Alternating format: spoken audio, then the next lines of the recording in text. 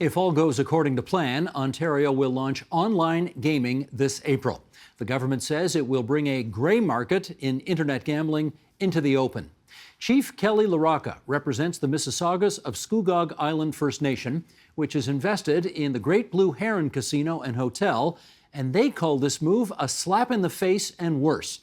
And Chief LaRocca joins us now from Port Perry, Ontario. Chief, always good to have you on our program. How you doing? I'm well, thanks. Thanks for having me. Not at all. Give us your understanding of what you believe will be the new situation in Ontario as of April 4th when online gaming goes on. Well, according to the province's plan, the provincial iGaming or internet gaming scheme will fundamentally change gaming in Ontario. Gone will be any hope of responsible gaming. Gone will be any limits on the number of gaming sites or gaming positions in Ontario. The iGaming platform will bring gaming into the living rooms of Ontarians, allowing nearly anyone with access to the internet to gamble. It, in my view, will amount to, as well, a complete saturation of gambling across the province, and basically will kill the already tenuous economies of First Nations. So basically, in my view, it's critical that the province meets its duty to meaningfully consult First Nations and accommodate First Nations. Municipalities and operators, well, they have no voice because they're not owed any constitutional protected duty of consultation. The values of First Nations include responsible gaming and a measured capacity for growth. These are values that, in my view, are similarly held by the majority of Ontarians across the province. So, though a death nail to First Nations, the major concerns of transparency and public safety with the iGaming initiative are really shared province-wide. Okay, you've raised a bunch of issues there, and let's sort of pick them off one by one. And to start with, I want to talk about the issue of whether or not, I guess, the impact that this new iGaming would have on you. And to that end, Sheldon, if you would, let's bring this up from the Toronto Star, and we'll get this on the record from earlier this year. The Star reported, Great Canadian Gaming, which operates 12 casinos in the province, including in Woodbine and Pickering, commissioned a report late last year that it recently shared with the government. It said online sites would, quote, cannibalize the profits of brick and mortar casinos and predicts about 2,600 lost casino jobs and $2.8 billion less in tax revenue over 5 years if Ontario opens up the market as planned. Can I just get your take first, Chief LaRocca, on what you think of that report? Well, firstly, I'm glad it was commissioned. I think, obviously, as an operator with 70% of the operator market in the province, Great Canadian Gaming has a lot to be concerned about right now. Certainly, there are concerns that are echoed on our behalf, given that they operate the Great Blue Heron. I haven't seen any such reporting from the province. I don't know where the data is from their end, and if they have it, then it's certainly not been transparently shared. In my view, there's a lot to lose. You know, as you mentioned, we have a stake in the Great Blue Heron. More than 25 years ago, our community took a huge risk to build that Great Blue Heron casino, and it remains basically the lifeblood to our First Nations economy, and our First Nation continues to be a major financial contributor to all of the surrounding community and other First Nations. That investment enabled us to finally lift our long-term boil water advisory, which I've been on your show to speak with you about at previous times. It provides housing, healthcare, education, and it's really quite critical to preserving our cultural community. For decades, the province has defended its monopoly on gaming, going so far as to pursue criminal charges against other Indigenous governments who sought to participate in gaming on their own land. And then now, in a stunning reversal, they're creating an open market for iGaming in the province, contrary to their own previous efforts to maintain a limited market size. So they're offering a great deal to companies who have the money to participate in a government-approved iGaming sector after years of blocking First Nations and others from entering the gaming industry. Their iGaming model was announced with any prior consultation by the province, period. The Ford regime has yet again shown a wanton disregard, in my view, for the contractual obligations of the province. It's time that they abandon their typical approach of shooting first and asking questions later and take note of reports such as that commissioned by Great Canadian Gaming. We all deserve a well thought out plan before they come to launch their iGaming program in April. And let's just do a quick history lesson here, because once upon a time, as you just pointed out, your First Nation owned and operated the Great Blue Heron. Isn't that right? Yes. And then you lost the ability to do that at what point? Well, it was a bit of a slow burn. We opened it up in I believe it's 1997, and I believe the slots were put in by the OLG into the Great Blue Heron in the year 2000. And we really noticed at that point an economic boom in our casino. Clearly, the slots were a necessary ingredient for success, although our tables have a long-standing patronage that is responsibly enjoyed. But our First Nation, yes, operated the facility as a hybrid facility. It was the only one of its kind. We operated the tables whilst the OLG operated the slots. Or I should say, we both operated it under a combined operator, which at the time was Casinos Austria. So we operated that tickety-boo until I'd say in and around 2014. I believe it was slightly before that the OLG modernized or announced its approach to modernization of gaming in the province, which is basically privatization of gaming. And they were putting quite an amount of pressure on us to get into the modernization scheme with them rather than sort of operating on our own, because the threat of them building up other land-based gaming facilities around us was very real, and in fact is happening against our consent and against the contractual obligations of the province that they have with us. But just so I understand this, Chief LaRocca, you basically lost the right to operate this casino, and you do realize some revenues from it, but you're not in charge of it anymore. Fair to say? Yes, we have a lease agreement, a host agreement, as do other host municipalities, and as well a revenue share. We allowed the OLG to conduct and manage that gaming for us for a certain time period of the lease, and then we retain all rights to gaming in our territory after that time. So nothing has been given away in that regard. But we entered that modernization plan again as a way of survival, because of the Great Blue Heron being the lifeblood to our community. We need people and we need patrons to come out to our First Nation and enjoy all that we have to offer and take part in our economy, and it's absolutely essential to the survival of our community. Well, here's the bottom line question, of course, and that is there enough gambling going on in the province of Ontario today that would enable those who want to do it online and those who want to go to a bricks and mortar casino to kind of survive happily together? And in other words, is there enough business out there for everybody? Yes. Indeed. We commissioned a cannibalization report way back when we were looking at modernization back in 2014. And it was very clear then that the province's plan was to oversaturate the market. Since the advent of modernization and signing on to those gaming agreements with them, they've in fact opened new casinos and not closed other casinos that they said that they would. So the market is even more saturated than we anticipated it to be. I don't know if you've watched commercials on Saturday. If you watch Saturday Night Live, the OLG is very much involved in advertising its online platform, and I think that it's going to be quite enough. And quite frankly, I'm open to understanding the data around gaming, the iGaming regime, but I do need to see it in order to understand it. And so far, the province has shared nothing. Oh, look, Austin Matthews, I saw him doing a commercial the other day for internet gambling. This stuff is everywhere. I remember a time where you weren't even allowed to buy an Irish sweepstakes ticket in this province, and now, of course, gambling is absolutely everywhere. But let's find out more about the impact that this may have on you if your concerns come to be true. How many jobs do you think First Nations people have lost since you lost control of Great Blue Heron? Well, certainly our members have lost jobs since the changeover. We were once the second largest employer in the Durham region, and now we're definitely not that. I think it went from around 1,100 jobs to about 250 at this time. Certainly the pandemic hasn't helped, but at the same time, they're opening Casino Pickering, or they've opened it, and they've kept open Ajax Downs, and they're continuing to proliferate other facilities such as in Kawartha.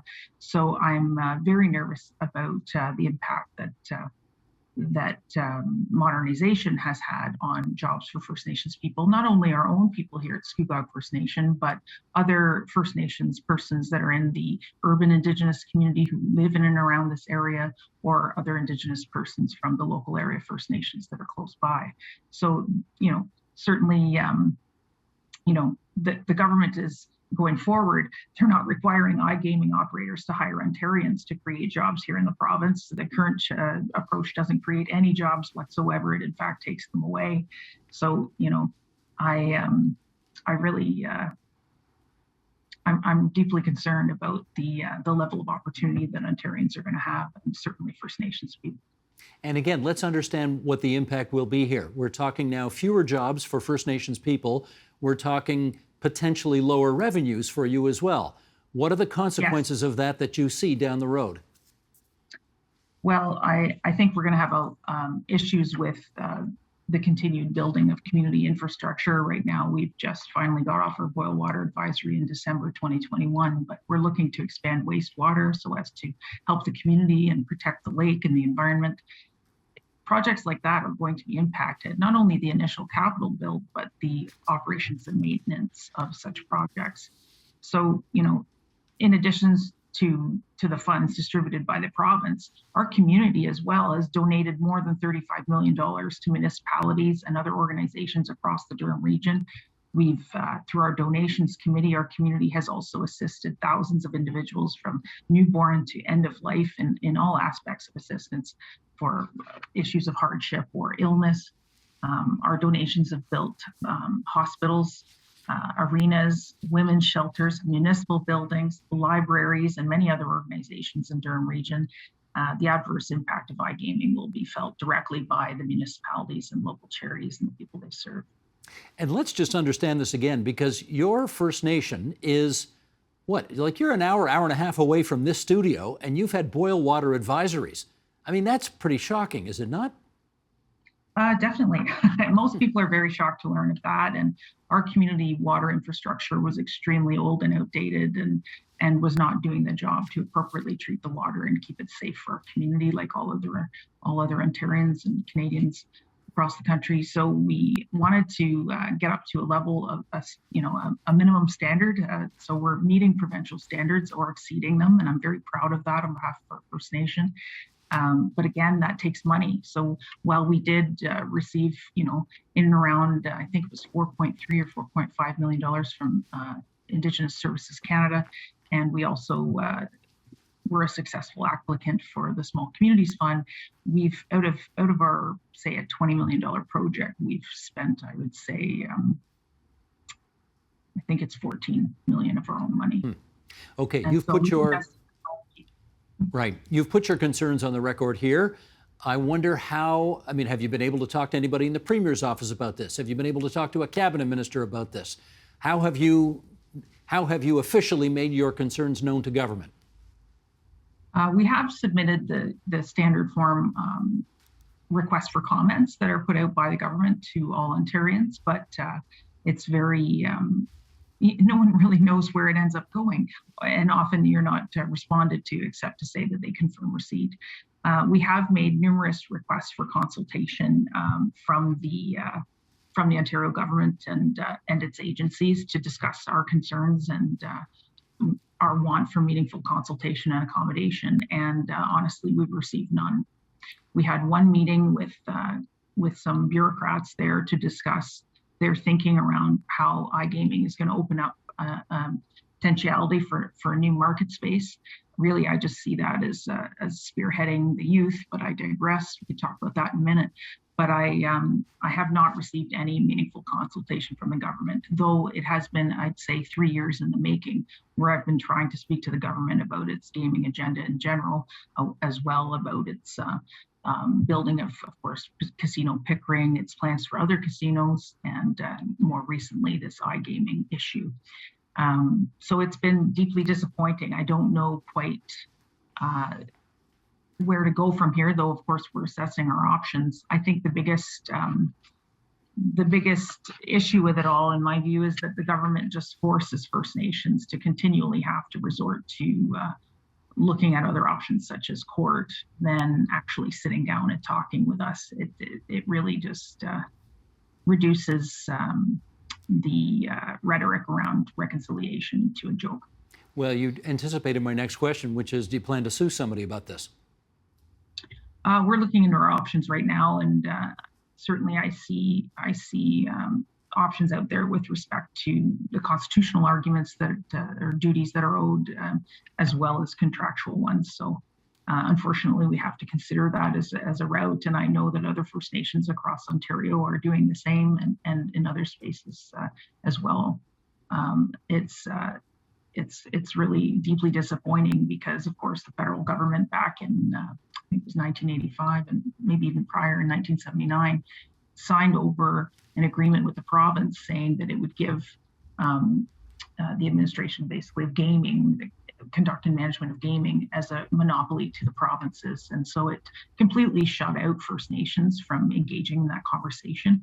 And now, since that time, in around 1985, the law has changed a great deal. So, certainly that would not be legal now for them to do that. Well, this is one of these sort of typically Canadian situations where, yes, the province has jurisdiction over casinos and gaming, but on the other hand, you're a First Nation, and First Nations deal on a nation-to-nation basis with the Government of Canada.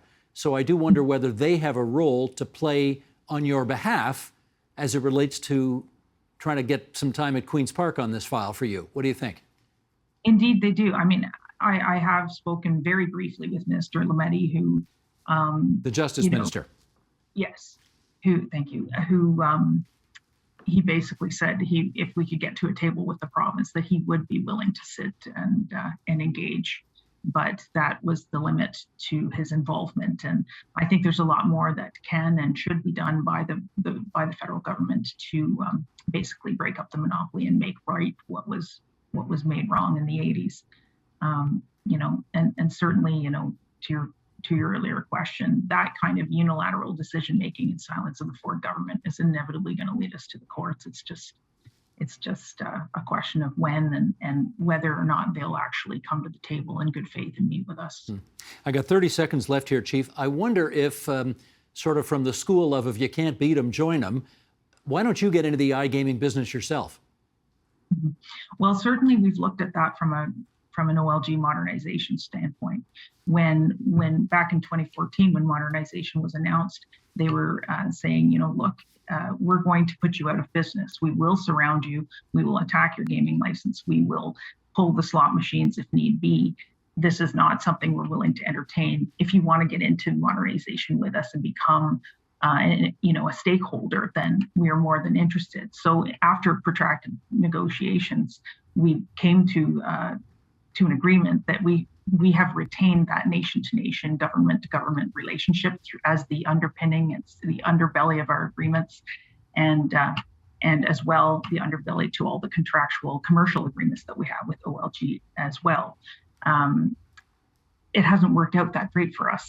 They're still going ahead and steamrolling with or without us, and so I'm looking at iGaming with some amount of real skepticism. However, it's not to say that our community wouldn't engage in such a way.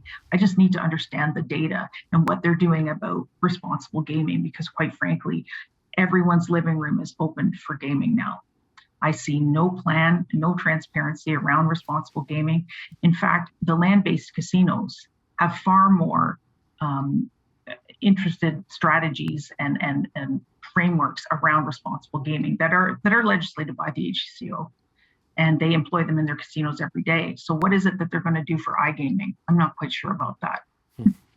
That's Kelly LaRocca, Chief of the Mississaugas of Scugog Island First Nation. We appreciate you coming on to TVO tonight and sharing your views about this. Thanks so much. Thank you for having me. The Agenda with Steve Paikin is made possible through generous philanthropic contributions from viewers like you. Thank you for supporting TVO's journalism.